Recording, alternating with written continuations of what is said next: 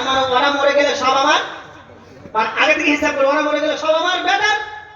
আবার পুরো সামনে এগিয়ে জিজ্ঞেস করছে, মা তোমার আব্বুজি কি করে? বলছে আমার আব্বুজি কিছু করে না, পানগর মেন রোডের ওপরে 10টা দোকান আছে আর 4টে লরি আছে। বুড়ো তোমার আনন্দই থরথর করে কাঁপছে, বুড়ো তোমার আনন্দই থরথর করে কাঁপছে, কারণ ও তো সব হিসাব মিলিয়ে দিচ্ছে, ওরা মরে গেলে সব আমার বেটার। তখন শেষের বেলায় জিজ্ঞেস করছে, মা তুমি কি আর কিছু করো? তখন বলছে না আমি আর কিছু করি না, তবে মাঝে মধ্যে ছাদের উপর যে টিকটক একটু করে ভিডিও করি। কি করে? মুরব্বী বাবা আপনারা টিকটক ভিডিও কি জানেন? 25 সালের জিনিস তো জানতেও পারেন হয়তো। এই মোবাইলে একটু করে নাচ গানের ভিডিও করে, যুবক যারা আছে তারা হাসতে, তারা জানে ওরে বাপরে বাপ, ওদের এই ব্যাপারে বিরাট পারদর্শী ওরা। তা ও তখন বলেছে ওরে বাপরে, পুরো তখন মনে মনে বলছে সারা টিকটকের নায়িকাও তাহলে বটে। বাড়ি এসে বুড়িকে বলছে এই দান মেরে দিয়েছে। বলছে দান মেরে দিয়েছে মানে? বলছে রোডের ধারে 20টা দোকান 4টে লরি। আবার যে সে নারী না টিকটকের নায়িকাও বটে। কি বলছে? টিকটকের নায়িকাও বটে। আমি কি তা বলে আপনাকে বলছি বলুন, ওরকম টিকটকের নায়িকা যদি বাড়িতে নিয়ে আসা হয়, ও গরম ভাতে ঘি মাখিয়ে দেবে না পায়খানা মাখিয়ে মুড়ি সারা দিয়ে ছাড়বে? কোনটা? পায়খানা মাখিয়ে মুড়ি সারা দিয়ে ছাড়বে। কারণ মুহাম্মদ সাল্লাল্লাহু আলাইহি ওয়াসাল্লাম বলেছেন তাসর বিদাতিদ দিন, তোমরা দিন দাঁড়িয়ে দেবে, পবিত্রটি দাও। দেবো ইনশাআল্লাহ, বলেন ইনশাআল্লাহ। ইনশাআল্লাহ। হাজী সাহেব প্রশ্ন করেছেন, দুই হাজী সাহেব পান্ডুয়ার বাজারে গল্প করছে। গল্প করতে গেলে হাজী সাহেব বলছে একটা দিনদার ছেলে খুঁজছি, মেয়েটার বিবাহ দেবো তো। তা বলছে ছেলে খুঁজছি মানে আমার বাড়িতে তো ছেলে আছে। বলছে তোর ছেলে আছে? বলে হ্যাঁ। বলছে আমি খানায় খাবার গ্লাভ ধরে ওয়াদা করেছি বেনামাজি ছেলের সাথে আমার কন্যার বিবাহ দিব না। হাজী সাহেব তখন বলছে তুইও হাজি আমিও হাজি, আমার ছেলে কি বাজে? আমার ছেলে একেবারে 5 ওয়াক্ত নামাজি। বলছে তোর ছেলে যদি 5 ওয়াক্ত নামাজি হয় তাহলে কোনো সমস্যা নাই। আচ্ছা ঠিক আছে, আগামী শুক্রবার তোর বাড়িতে যাব। হাজী সাহেবের বাড়িতে চলে গেছে ছেলে দেখতে গিয়ে। নাস্তা দিয়েছে। নাস্তা খাওয়ার পর হাজী সাহেব এখন ছেলেকে জিজ্ঞাসা করছে, বাবা তুমি নামাজ আদায় করো তো? তখন বলছে জি ইনশাআল্লাহ আদায় করি। হাজী সাহেব এখন বলেছে বলো তো বাবা ফজরের নামাজ কয় রাকাত? ও তখন ভাবছে কিভাবে কি বলি, ও হঠাৎ করে বলে দিয়েছে ফজরের নামাজ 6 রাকাত। কত রাকাত? 6 রাকাত। তখন এই কথা শুনে পেছনের দরজা দিয়ে ওর বোনাই যাচ্ছিল, ছেলের বোনাই। ও তখন বলছে এই ব্যাককেল কত দেখাচ্ছে? ইশারা করে 4 রাকাত। তখন বলছে হাজী সাহেব একটু ভুল হয়ে গেছে, ফজরের নামাজ 10 রাকাত। কত রাকাত? 10 রাকাত। তখন বলছে তোর ছেলে যে কি নামাজি আমার দেখা হয়ে গেছে, আসসালামু আলাইকুম। চলে গেছে হাজী সাহেব। এবার হাজী সাহেব নামাজ তো বলি না, কোন নামাজ কয় রাকাত তাও বলতে পারি না, ফজরের নামাজ 4 রাকাত বলতে পারলি না? বলছে 10 রাকাত বলেছি তাই মানতে চাই না, 4 রাকাতে কি মানবে? আমি আপনাকে বলছি হাসির খোরাক নয় বাপ, এটা শিক্ষার জন্য বলে যাচ্ছি। মুসলমান ছেলেদের এই অবস্থা, এখনো কোন নামাজ কয় রাকাত তাই বলতে পারে না। বড় দুঃখের সাথে বলে 30 বছর বিবাহ হয়ে গেছে কিন্তু ফরজ গোসলের কয়টি ফরজ তাই বলতে পারে না। এটা মুসলমান ছেলেদের শিক্ষা। কেন? আপনার ভিতরে শিক্ষা দেন নাই, এটা আপনার ত্রুটি আছে। আপনি আপনার ছেলেকে দ্বীনি শিক্ষায় শিক্ষিত করেন নাই, আপনি আপনার ছেলেকে দ্বীনি শিক্ষায় শিক্ষিত করেন নাই বলে এই ত্রুটিগুলো তাদের ভিতরে দেখা যায়। কেন?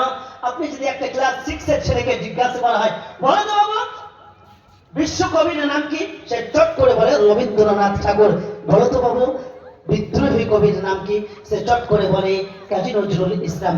বলো তো বাবু ওইখানে তোর দাদুর খবর ডালিম গাছের তলে, এই কবিতাটা কার লেখা, সে চট করে বলে এটা জসীমউদ্দিনের লেখা।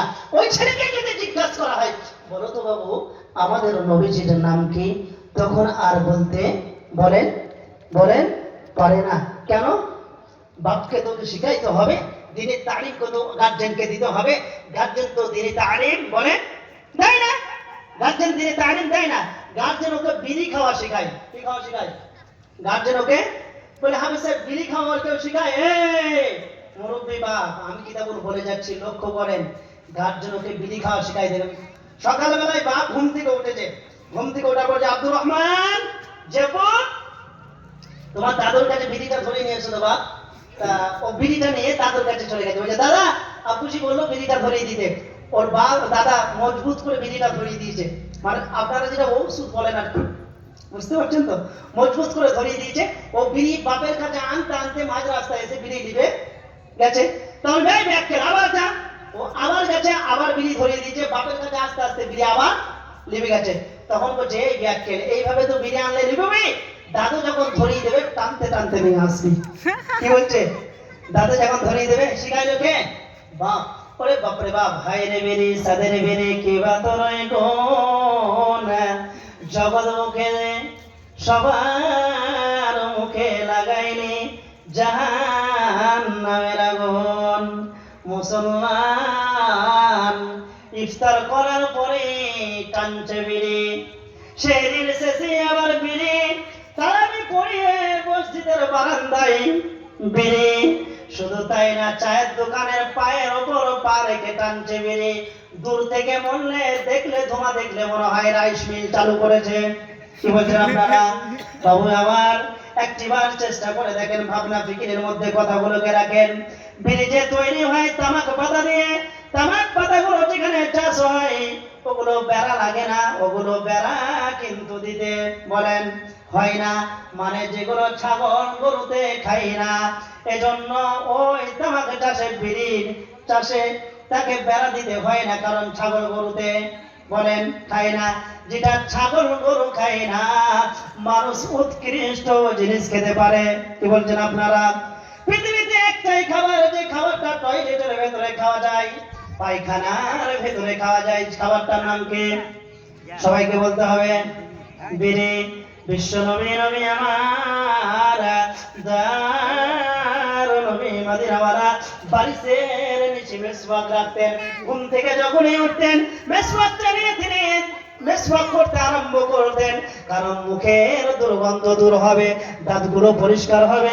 বিশ্ব নবী মেসওয়াক দিয়ে মুখের দুর্গন্ধ দূর করেছে, আর হতভাগা তার উম্মত বিড়ি খেয়ে মুখের দুর্গন্ধ টেনে এনেছে। ভোরের বেলায় উঠে ও বালিশ আর কাঁথা হাত নিয়ে বেড়াচ্ছে। পাশের বুড়ি তখন মনে মনে করছে, কি বাবা আমার বুড়ো কি পাগলা হয়ে গেল নাকি? বলছে কি হলো? বলছে কাল রাতে হাতখানা যে বিড়িটা রেখেছে ওটা আর খুঁজে পাওয়া যাচ্ছে না। কাল রাতে হাতখানা যে বিড়ি রেখেছে ওটা আর খুঁজে। মুসলমান এই সমস্ত নেশাযুক্ত দ্রব্য পান করবে না। কেন? আমি আপনাকে বলছি, যে বিড়ি খাচ্ছে তাকে যে জিজ্ঞাসা করে বলুন, আবুজি বলেন তো আপনি যে জিনিসটা খাচ্ছেন ওটা ভালো না খারাপ? সে তখন বলবে ভাই ছাড়তে পারছি না, কিন্তু আসলে জিনিসটা ভালো নাই। মানে ওটা যে ভালো নাই ও ও জানে, কিন্তু মানতে পারছে না। ভিন্ন কথা। এক ছেলে বাঁ হাতে বিড়ি খাচ্ছে। কোন হাতে? বাঁ হাতে। তখন একজন বলছে, এই তুই বাঁ হাতে বিড়ি খাচ্ছি কেন? বলছে আমার মা বলেছে ইমানদারে খাবে ডান হাতে। ইমানদারে কোন হাতে খাবে? বা ডান হাতে। আর বাঁ হাতে খেলে শয়তান খায়। কে খায়? শয়তান খায়। আর বিড়ি খেলে ক্যান্সার হয়। বিড়ি খেলে কি হয়? ক্যান্সার হয়। তা আমি বিড়ি খাচ্ছি, ক্যান্সার হলে সারা শয়তানের হোক, আমার জানা না হোক। আর 2025-এর জিনিস তো এরা সব সিজার করা মাল তো। এ তখন বলছে শোন শোন শোন, আরে ক্যান্সারটা কোথায় লেখা আছে বলতে? বলছে কেন? বিড়ির প্যাকেটের উপরে। বলছে ওই জন্যই তো বিড়িগুলো খাই, প্যাকেটগুলো সব ফেলে দিই। কি বলছে? বিড়িগুলো খাই, প্যাকেটগুলো ফেলে দিই। আমি কিতাবুল যে কথা বলতে বলতে এখানে এসেছিলাম, আবার সে কথায় যোগ করছি। বলতেছিলাম আমাদের ছেলেরা এখনো পর্যন্ত কোন নামাজ কয় রাকাত তাই বলতে পারে না। আর বলতেছিলাম এ কথাই যে আমাদের সমাজে যারা পণ নিয়ে ছেলের বিবাহ দেয় এরা ডাকাতের চেয়েও খারাপ। কথা বলেছিলাম। আমি কথা ভুলে যাওয়ার লোক নয়, আবার এই জায়গায় জয়েন করলাম। দেখেন কেমন করে ছোট্ট একটা উদাহরণ বলি, আমি মনে হচ্ছে আপনি সুস্পষ্ট ভাবে বিষয়টা ক্লিয়ারলি হয়ে যাবে। এক লোক কন্যার বিবাহের জন্য 6 লক্ষ টাকা বাড়িতে খরচ করে রেখেছে। কত টাকা? 6 লক্ষ টাকা খরচ করে রেখে দিয়েছে। রাত্রি 12টার সময় ডাকাতের দলের কাছে খবর গেছে ওই বাড়িতে 6 লক্ষ টাকা আছে। বাড়িতে দরজায় যে লক করছে, সঙ্গে সঙ্গে দরজাটা খোলা হলো। তখন বললো তাড়াতাড়ি তোমার বাড়িতে খবর পেয়েছি 6 লক্ষ টাকা আছে, টাকাটা বার করো।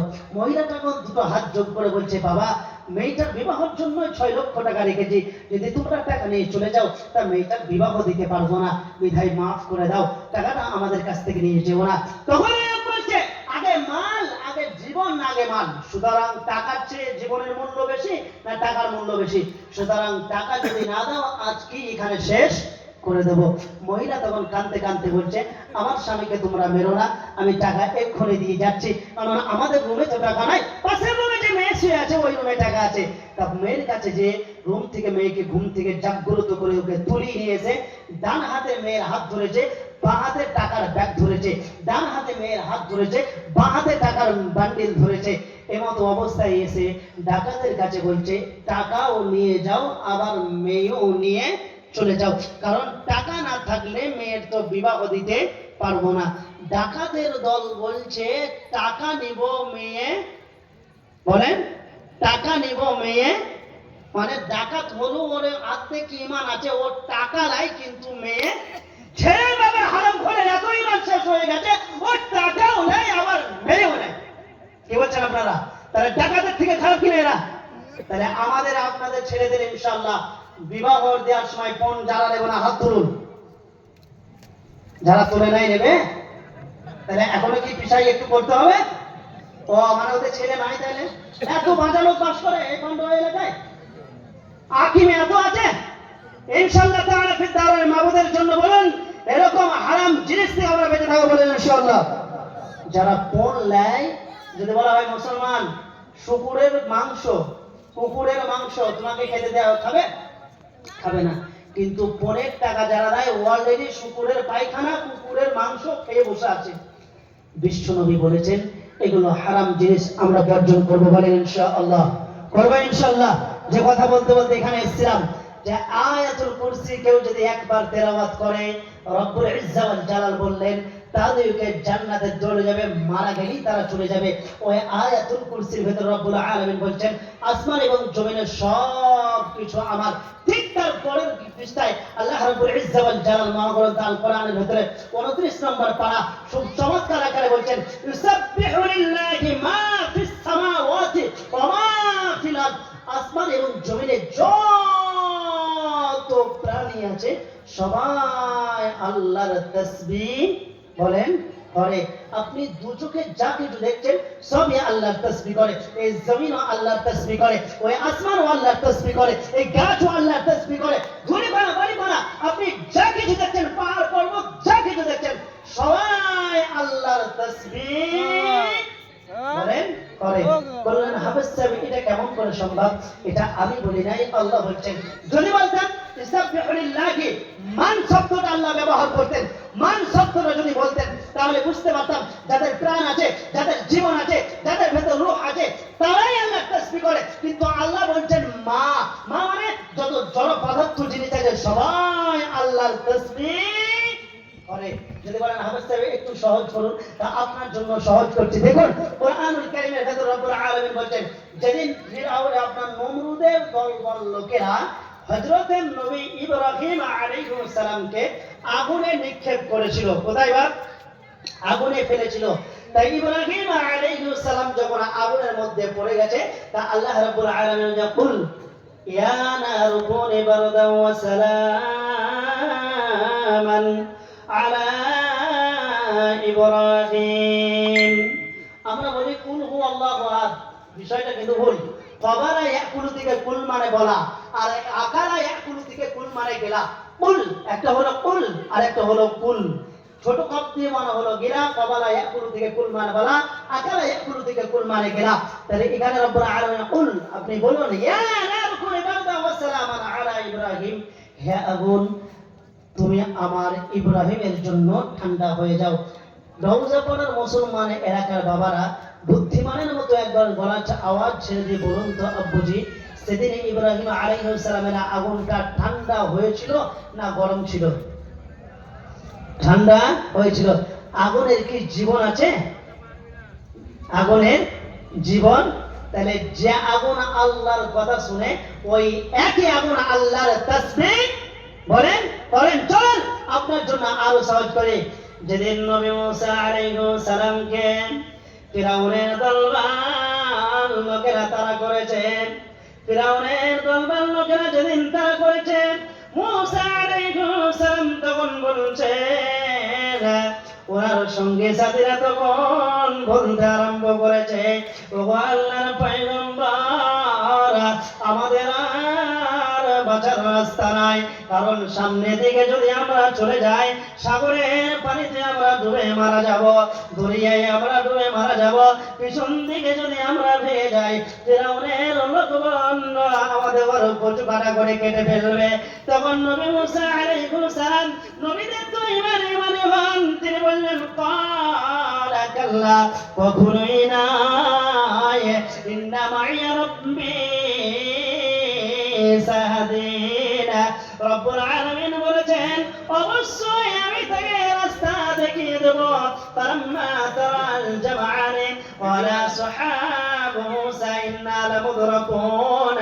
আল্লাহ রাব্বুল আলামিন বলেন, ফাওহাইনা ইলা মুসা আন ইদরিব বিআসাকাল বাহর। মুসা আলাইহিস সালামকে আমার আল্লাহ তখন ডাক দিয়ে বলছেন, রে নবী মুসা, তোমার হাতের লাঠি দিয়ে একবার দরিয়ায় তুমি আঘাত করো। সমুদ্রতে যখন আঘাত করেছে, পান্ডুয়া এলাকার মুসলমান একবার জবান খুলে বলেন না আব্বু, কয়টা রাস্তা ওখানে হয়েছিল? বলেন কয়টা রাস্তা? 12টা রাস্তা হয়েছে। কয়টা? আমি আপনার কাছে প্রশ্ন রাখছি আব্বুজি, বলেন পানির ভিতরে কি জীবন আছে? জি না। তাহলে ওই পানি কার কথা শুনে রাস্তা বানিয়েছে? আল্লাহর। যে পানি আল্লাহর কথা শুনে, ওই একই পানি আল্লাহর তাসবিহ করে। পৃথিবীর সমস্ত মাখলুকাত সবাই কার তাসবিহ করে? সবাইকে বলতে হবে আল্লাহর। এই জন্য আমার আল্লাহ বলছেন, আমার মাবুদ বলেন, ওয়ানি'বুদুনি হাদা সিরাতুল মুস্তাকিম। আমার আল্লাহ রাব্বুল আলামিন বলেন, বান্দারে শোনো, তোমরা যদি আল্লাহর ইবাদত উপাসনার ভিতরে রেখে যাও, তোমরা যদি আল্লাহর ইবাদত করো, তা তোমরা জেনে নিও তোমরা সঠিক রাস্তার ভিতরে আছো।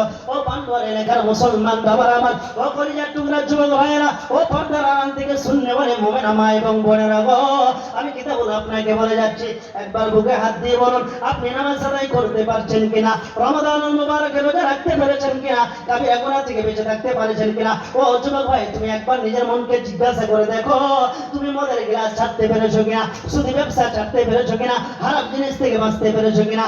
যদি তুমি এই সমস্ত জিনিস থেকে বেঁচে যে আল্লাহর হুকুম নবীর তরিকা অনুযায়ী তোমার বডিটাকে যদি চালিয়ে নাও, আমার আল্লাহ বলছেন, আমার মাবুদ বলছেন, বান্দা তুমি আমার রাস্তায় রয়েছো, তুমি আমার ইবাদতের মধ্যে শামিল হয়েছো। শুধু তাই না, আল্লাহ রাব্বুল আলামিন তিনি বলছেন, ওয়া ক্বাদা রাব্বুকা আল্লা তা'বুদু ইল্লা ইয়াহু ওয়া বিল ওয়ালিদাইনি ইহসানা। আল্লাহ রাব্বুল আলামিন বলেন, বান্দা আমি তোমার জন্য ফয়সালা দিয়ে দিয়েছি, চূড়ান্ত ফয়সালা হয়ে গেছে, আমি রায় পেশ করে দিয়েছি, তোমরা এক আল্লাহর ইবাদত করবে। আল্লাহ তা'বুদু ইল্লা ইয়া, ইবাদত হবে এক আল্লাহ। ইবাদত হবে কার? আল্লাহর। তার ইবাদতটা কি? ইবাদতকে যদি একটা বকরিকে জবাই করা হয়, ওর ভিতর থেকে কলিজা বেরিয়ে আসে, ওর ভিতর থেকে মগজ বেরিয়ে আসে, ওর ভিতর থেকে হাড় চামড়া নাড়ি ভুঁড়ি সব বেরিয়ে আসে। যদি আপনি ইবাদতটাকে জবাই করেন, ইবাদতের ভেতর থেকে নামাজ বেরিয়ে আসবে, হজ বেরিয়ে আসবে, যাকাত বেরিয়ে আসবে, পিতামাতার সঙ্গে নম্র ব্যবহার বেরিয়ে আসবে, আর পরিবারের সঙ্গে সুসম্পর্ক বেরিয়ে আসবে। তাহলে ইবাদতের ভিতরে অনেক জিনিস ঢুকে আছে। এজন্য রব্বুল আলামিন বলছেন, আমার মাবুদ বলছেন, ওমা খলাকতুল জিন্না ওয়াল ইনসা ইল্লা লিয়াবুদুন। আমি জিন জাতি আর মানব জাতি, এই দুইটা জাতিকে বানিয়েছি ইল্লা লিয়াবুদুন, আমার ইবাদত উপাসনার জন্য। কার ইবাদতের জন্য? আল্লাহর ইবাদতের জন্য। যদি প্রশ্ন করা হয়, হাফেজ সাহেব একবার বলুন সবথেকে শ্রেষ্ঠতম ইবাদত কি? বিশ্বনবী সাল্লাল্লাহু তাআলা আলাইহি আলাইহি ওয়াসাল্লামকে কাছে একজন সাহাবী এসে জিজ্ঞাসা করছেন, ইয়া রাসূলুল্লাহ, ইয়া হাবিবাল্লাহ, দয়ালু নবী গো, শ্রেষ্ঠতম ইবাদতের নাম কি? বিশ্বনবী নবী আমার তিনটা জিনিসের নাম বললেন। বিশ্বনবী নবী আমার বলছেন, আসসালাতু ফি ওয়াক্তিহা, এক নম্বর শ্রেষ্ঠ ইবাদতের নাম হলো সময় মোতাবেক নামাজ আদায় করা। কি করা বাপ? সবাইকে বলতে হবে কি করা? সময় মোতাবেক নামাজ আদায় করা।